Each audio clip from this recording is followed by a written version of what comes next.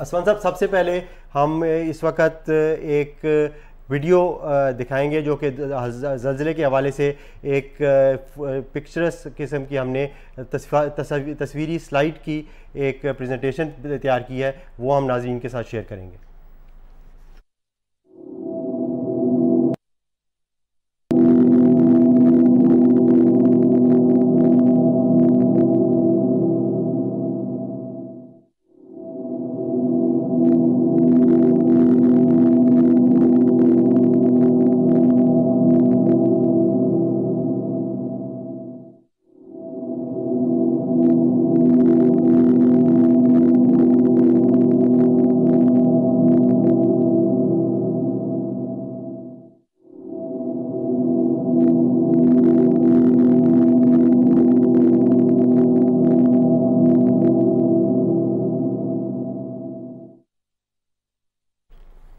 असमान साहब, जैसे हमने अभी ये देखी, बहुत अंदोनाक किस्म की ये तस्वीरों से ही एक दिल दहलाने वाली तस्वीरें नज़र आती हैं।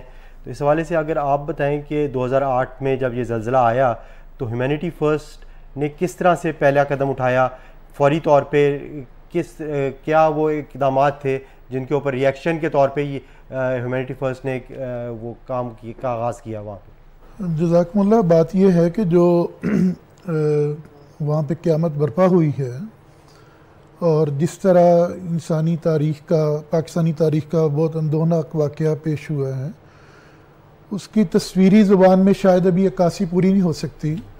2005 में जब ये ज़लज़ला आया है और जो वहाँ पे हमें काम का मौका मिला है,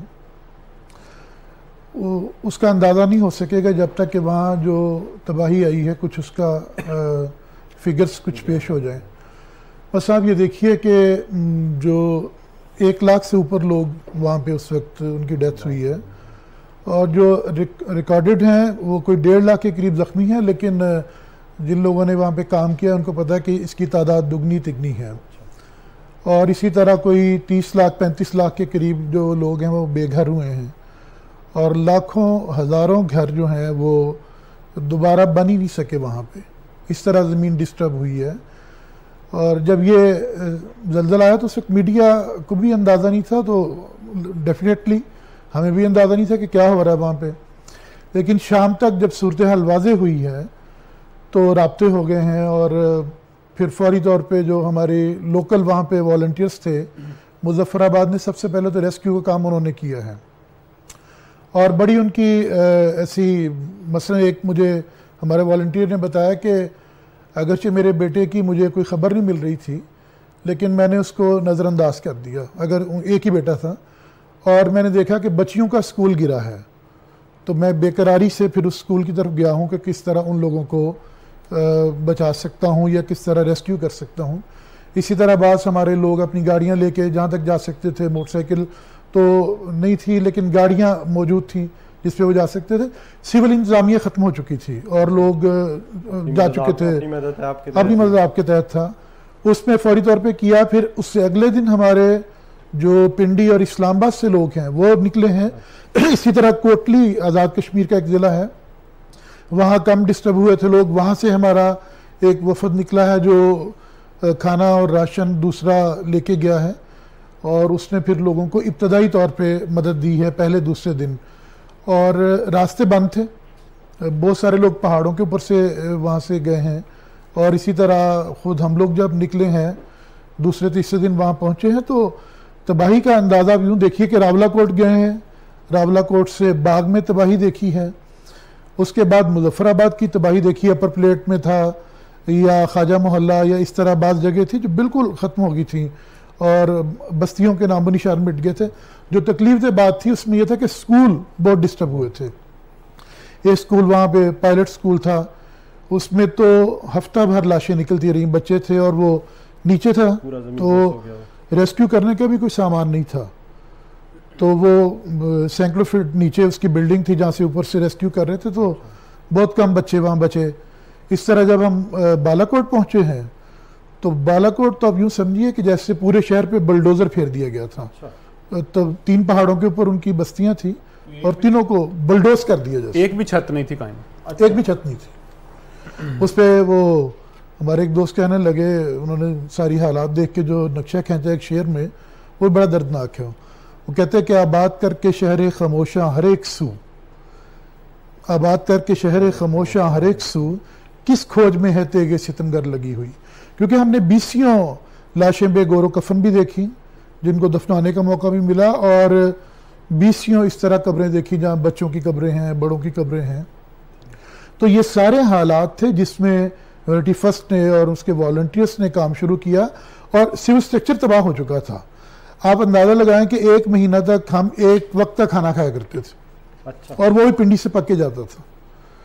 और काम का जब आगाज किया है, जिस तरह लोगों को रेस्क्यू, वो 3 हमारे मेजर पार्ट से, एक तो राशन प्रोवाइड कर रहे थे हम लोगों को, जो उसका भी एक तरीक था, एक मेडिकल एड थी, और इसी तरह छत नहीं थी, टेंट्स थे। इसमें हम यही करें कि अगर हम किसी भी डिजास्टर के हवाले से, पहली फेज ऑब्वियसली रेस्क्यू होती है कि अगर कोई ज़ख्मी है तो उसकी जान बचाई जाए, अगर कोई फंसा हुआ है उसको निकाला जाए। और अल्लाह ताला के फजल से ह्यूमैनिटी फर्स्ट को, जैसे आपने जिक्र किया कि बहुत जल्दी पहुंचने का मौका मिला, तो आपको उस हवाले से रेस्क्यू के स्टेज के ऊपर भी कुछ ना कुछ खिदमत की तौफीक पाई। फिर दूसरी स्टेज रिलीफ की है कि अब आदमी जो निकल आए हैं, ज़ख्मी हैं, उनके जिस तरह आप कह रहे हैं कि बालाकोट पूरा का पूरा ज़मीन बोस हो चुका हुआ था, तो ज़ाहिर है कोई छत नहीं है, खाने को कुछ नहीं है, पकाने को कुछ नहीं है, तो वो एक रिलीफ की स्टेज आ गई, और उसमें ज़ाहिर है ज़ख्मियों की भी इलाज व मुआवजा है। तो अगर इस हवाले से आप बताएं कि आपने रिलीफ के हवाले से क्या क्या और किन किन शहरों में हमारे सेंटर्स कायम हुए जहाँ पे हम रिलीफ के, और क्या क्या रिलीफ प्रोवाइड कर रहे थे वहाँ पे उस वक्त? हमारे 2 बड़े जो कैंप्स थे, वो एक तो बाग के एरिया में था और दूसरा मुजफ्फराबाद में था, लेकिन आगे फिर इसके सब कैंप्स भी थे। मसलन अगर बाग को हम देख लें तो बाग में जहाँ हमारा कैंप लगा हुआ था, वो एक नाले में जगह मिली थी, वही सलामत थी, और वहाँ पे कैंप लगा। लेकिन काम ये था कि हमारे नौजवान जो आर्मी वहाँ पे उस वक्त लोगों को रेस्क्यू कर रही थी या रिलीफ का काम कर रही थी, तो फिर हमारे लड़के उनके हेलीकॉप्टर्स में मुख्तलिफ जगहों पे जा रहे थे, और वहाँ काम करके फिर उन्होंने ज़ख्मियों को लेके आए, या अगर वहाँ पे छत नहीं है तो टेंट्स वहाँ पे दिए हैं। तो मोस्टली हमारा जो काम वहाँ पे हुआ है वो आर्मी के साथ मिलके हुआ है, पाकिस्तान आर्मी के साथ मिलके हुआ है।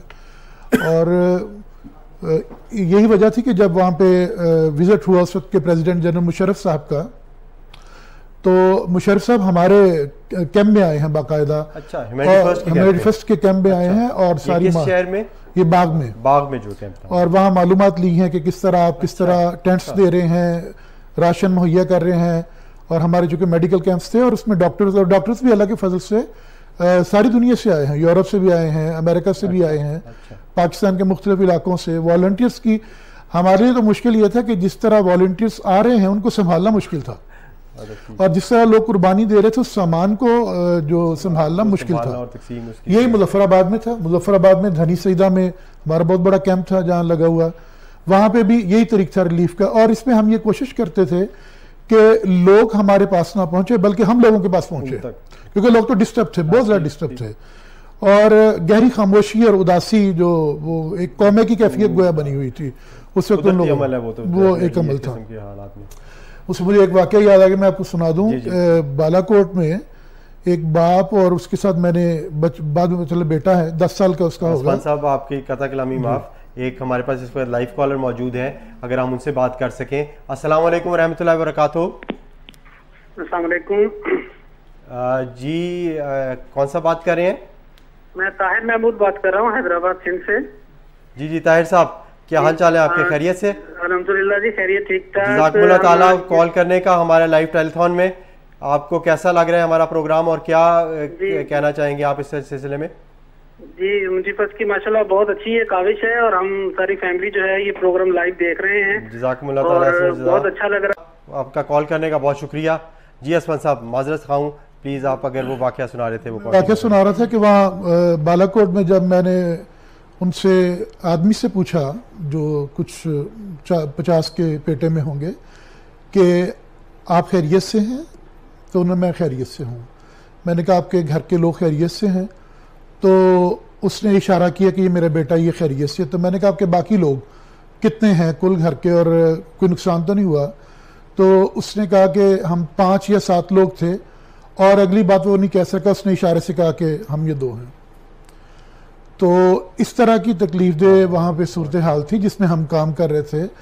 तो मुजफ्फराबाद की मैं अर्ज़ कर रहा था कि वहाँ हमने ये काम किया था कि हमारे वॉलंटियर्स जो अमूमन 40-50 और 80 तक भी गए हैं, 100 तक भी गए हैं, वो हालांकि ये अमूमन शहरों के लोग थे या बाज़ देहातों के भी थे जिनको पहाड़ों का कोई तजर्बा नहीं था, लेकिन ये सुबह हल्का सा नाश्ता हुआ करता था, वो करके इन्होंने चले जाना और वहाँ मौके पर जाके देखना कि इसको राशन की ज़रूरत है, इसको कपड़ों की ज़रूरत है, इसको टेंट की ज़रूरत है। पहाड़ों पे जाके जो इस वक्त वहाँ पे सर्वाइवर्स मौजूद थे उन तक जाके और डाटा कलेक्ट करके लेके आते ताकि मदद प्रॉपर जगह पे पहुंचे। ठीक है। और उनको ये हिदायत थी कि अब चिट तैयार करेंगे, चिट आपने सुबह नीचे ले जानी है। बल्कि इसी हवाले से अगर मैं एक और कर दूं कि उस ज़माने में ये भी बहुत सारा आ रहा था कि फिर अक्सर जो NGOs जाते थे वो मेन सड़कों के ऊपर ही चीज़ें तकसीम करके आ जाते थे और पहाड़ों पे बहुत सारे ऐसे लोग मौजूद थे जिन तक कोई रसाई नहीं थी और उन तक कोई फ्लड की कोई कोई रिलीफ प्रोडक्ट्स नहीं उन तक पहुंचे। अगर मुबालगा ना करूं, ना कुछ समझे, कर तो सकता नहीं हूं, अगर कोई मुबालगा ना समझे, हमें 6 महीनों में कोई एक NGO भी नहीं मिली जो पहाड़ों पे जाके डेटा कलेक्ट करती हो और उनको कहती हो कि आपको ये चीज़ें प्रोवाइड कर रहे हैं। हम कुछ दवाइयाँ लोगों को दे दिया करते थे और कुछ राशन भी जो लड़के उठा सकते थे, बाकी अगले दिन हम उनके मम्मी शनाख्ती कार्ड ताकि मदद सही प्रॉपर जगह पे जाए। असल जो है तो वो रश लगा होता था जिसमें हम उनको चीज़ें दे दिया करते थे, फिर वो कैरी करते थे, उठा के ले भी जाया करते। तो ये हमने पूरे मुजफ्फराबाद के इलाके में इस तरह किया। और एक हमारा वादी नीलम था, वहाँ भी हमारा कैंप लगा, उसमें रोड तो कई महीने बंद रही है, उसमें हमारे लोग पहाड़ों के ऊपर से गए हैं। अच्छा। उसमें बड़ा इंटरेस्टिंग वाक़या हुआ, वहाँ नीचे आर्मी की एक कंपनी बैठी हुई थी, तो वहाँ एक साहब ने ये मंजर देखा कि कुछ लोग पहाड़ से नीचे उतर रहे हैं और लग रहा है कि वो कोई रिलीफ का काम कर रहे हैं। तो जब वो आए तो उन्होंने सबसे पहले पूछा कि आप MD हैं? अच्छा। तो उन्होंने कहा कि हाँ हम MD हैं और ह्यूमैनिटी फर्स्ट से हमारा ताल्लुक है। तो उन्होंने कहा कि हाँ मैं यही समझ रहा था कि आपके अलावा ये कोई काम नहीं कर सकता। और फिर उन्होंने इतना रिगार्ड किया कि अपने साथ उन्होंने उनको जगह दे दी और फिर हमारे साथ मिलके काम किया है।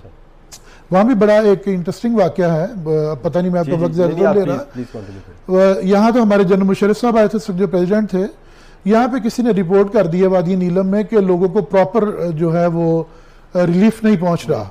हालांकि हमारा यही तरीक था जो मैंने अर्ज किया कि हम सिटी में ये आसपास कर रहे थे, डाटा कलेक्ट करके, और साथ हमारे आर्मी के नौजवान भी जाया करते थे। तो कुछ चीज़ें वो और कुछ हम मिल के फिर बांटा करते थे। तो वहाँ मीडिया में रिपोर्ट आ गई कि यहाँ तो कोई चीज़ नहीं पहुँची और ये बिल्कुल गलत खबर थी। इस पे जो उस वक्त के vice chief of army staff थे जनरल हसन सलीम हयात, ये आए, और ISPR के DG थे जनरल शौकत सुल्तान, ये लोग आए और खाकसर को भी बुलाया इन्होंने। तो सिविलियंस में से हमें मौका दिया गया कि आप इनसे मिलें और जो आप हमारे साथ मिलकर काम कर रहे हैं वो बयान करें। चुनांचे फिर इनके साथ हमारी मीटिंग हुई दोनों हजरात के साथ, और हमारा सारा चूँकि वो बाकायदा राइटिंग में महफूज था, रजिस्टर हमारे पास मौजूद थे, हमने उनको दिखाया कि ये काम हो रहा है। अच्छा। वो बड़े हैरत ज़दा थे कि आप इतना इस सिस्टम को सिस्टमाइज करके सारा काम कर रहे हैं और रिलीफ प्रॉपर जगह पे दे रहे हैं। तो मीडिया में ये खबरें आ गई हैं। तो वहाँ भी उन्होंने अगर किसी NGO को बुलाया है आर्मी ने, या जो ये वाइस चीफ आर्मी स्टाफ थे जो जी। उस वक्त, तो वहाँ पे भी ह्यूमैनिटी फर्स्ट को ये मौका मिला है। और फिर उन्होंने हमारे साथ, जो बाज़ जगह ऐसा काम होता था कि मुखालिफ भी आपको जेलसी हो जाती है बाज़ लोगों को, तो लेकिन उन्होंने कहा कि काम हम इनके साथ मिलके करेंगे और अगर कोई रिलीफ देना है तो इनके थ्रू देंगे। ये भी बड़ा हुआ कि हमारे सिस्टम को, काम को देख के बहुत सारे लोग जो बाहर से आया करते थे वो पता करते थे, तो नेक नामी जिनकी हुआ करती थी वो हमारे पास आ जाते थे। तो हमारा ये हाल था कि बाज़ों का रात को 3-3 ट्रक हमें अनलोड करने पड़ते थे, एक करके बैठे हैं, फिर दूसरा आ गया, फजर से पहले तीसरा आ गया, इस तरह भी रिलीफ की चीज़ें आ रही थी। तो इस हवाले से अगर आप कोई आदाद शुमार भी हमारे साथ शेयर करना चाहें, जो हमने रिलीफ की जो एक्टिविटीज़ की हैं वहाँ पे, कुछ होंगी ऐसी फिगर्स आपके पास? जो वहाँ पे हमने की हैं मैं वो भी अर्ज कर देता हूँ, लेकिन मैं एक और बात भी अर्ज करना चाहूँगा। जो मेडिकल कैंप्स का शायद मैं जिक्र उस तरह नहीं कर सका, ये एक उससे खैर रोडी की इतनी ज़रूरत नहीं थी लोगों को जितनी मेडिकल। उसमें हमने 3 तरह से काम किए हर जगह पे कि एक तो हमने मुख्तलिफ मेडिकल कैंप्स लगाए। इसमें मसलन मुजफ्फराबाद में हमारा जलालाबाद कैंप लगा, जो वहाँ प्रेसिडेंसी भी है और PM हाउस भी है। वहाँ पोश एरिया था, लेकिन उस वक्त तो किसी का होश नहीं था। लेकिन हमारा वहाँ पे मेडिकल कैंप जो लगा हुआ था उसको प्रेसिडेंट ऑफ आज़ाद कश्मीर ने 2 दफ़ा विज़िट किया है और नौजवानों की वॉलंटियर्स की हिम्मत बधाई। इसी तरह एक कैंप हमने वहाँ हॉकी स्टेडियम था उसमें लगाया, बाग में लगा, बाग के सब मेडिकल कैंप्स बास चोटियों पे जाके लगाए गए। और इसी तरह हमारी मोबाइल सर्विस थी एक, उसमें एम्बुलेंस एम्बुलेंस थी और उसमें डॉक्टर्स या पैरामेडिकल स्टाफ जो भी था वो भी हुआ करता था। और इन लोगों ने फिर जहाँ तक सड़क खुली मिलती थी या गाड़ी जा सकती थी तो ये रोज़ाना जाया करती थी और जाके वहाँ पे मेडिकल फैसिलिटीज़ जो हैं वो प्रोवाइड किया करती थी। डॉक्टर साहिबान थे जो वॉलंटियर्स जो कि मुख्तलिफ औकात में हमारे साथ इस पूरे प्रोजेक्ट में जिन्होंने काम किया? 20 में हैं जो जिनकी तादाद है। स्विट्जरलैंड से आए हैं, हॉलैंड से आए हैं, जर्मनी से आए हैं, अमेरिका से आए हैं जो हमारे पास दोस्त आए हैं। इसके अलावा जो पाकिस्तानी नहीं थे यानी जर्मन थे और बाज़ दूसरे लोग जो NGOs के साथ काम करते हैं वो भी खुद वॉलंटरली यहाँ आके हमारे साथ काम करते रहे हैं, आयरलैंड से आए हैं। अच्छा, इस वक्त जज़ाकल्लाह असफान साहब, अब इस वक्त हमारे पास